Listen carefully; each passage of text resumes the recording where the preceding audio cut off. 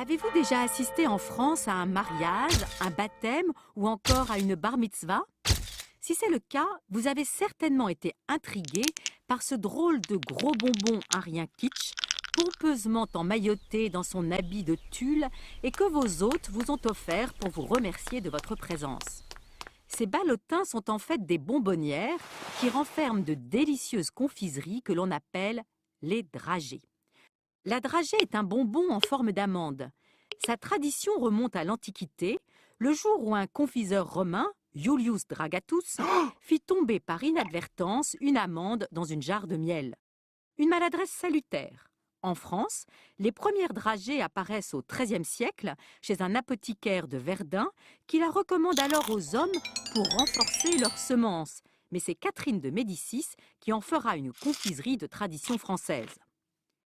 Aujourd'hui, la dragée est une friandise composée d'une amande enrobée de fines couches de sucre. Son calibrage répond à des normes très strictes, entre 32 et 38 mm de circonférence pour une moyenne de 2 à 3 grammes par bonbon. Sa surface lisse comme de la porcelaine prend les couleurs de l'événement célébré selon une logique immuable. Elle est blanche pour les mariages, bleu ciel pour les baptêmes et les communions des garçons, ou rose pâle, je vous laisse deviner, pour les filles. Pour le baptême, la tradition veut que ce soit le parrain ou la marraine qui offre les dragées. Les dragées se présentent généralement agrémentées de petites perles de sucre argenté dans un rond de tulle serré lui-même par un ruban de satin. Une petite étiquette frappée en lettres dorées rappelle le prénom des personnes que l'on honore ainsi que la date de la célébration.